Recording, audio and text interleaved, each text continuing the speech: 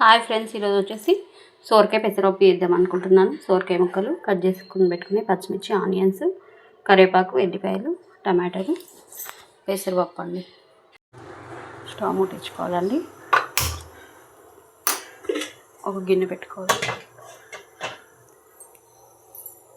కొంచెం ఆయిల్ వేసుకోవాలి.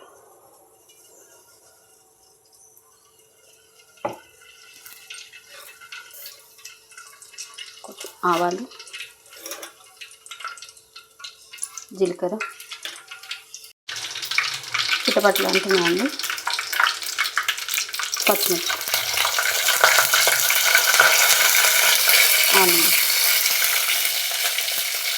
కరివేపాకు, వెల్లుల్లిపాయలు మిక్స్ చేసుకోవాలండి. వేరే గిన్నెలో స్టవ్ ముడుచుకొని గిన్నె పెట్టుకోవాలండి.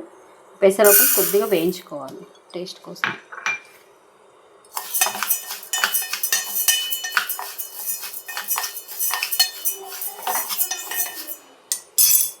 వేగిందండి. కొంచెం పసుపు వేసుకోవాలి. ఇప్పుడు కొంచెం పసుపు ఒకసారి కలుపుకోవాలండి.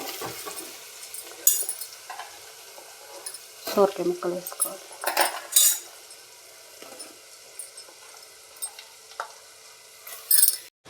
మనం వేసిన టమాటా గోలిందండి. ఇప్పుడు వాటర్ వేసుకోవాలి. మన పప్పు ఉడికిందండి. కొంచెం సాల్ట్, కొంచెం కారపొడి, పచ్చిమిర్చి ఎక్కువనే వేస్తానండి. కొంచెం కలుపుకోవాలండి. కలుపుకొని కొంచెం ధనియాల పొడి, కొంచెం కొత్తిమీర అండి.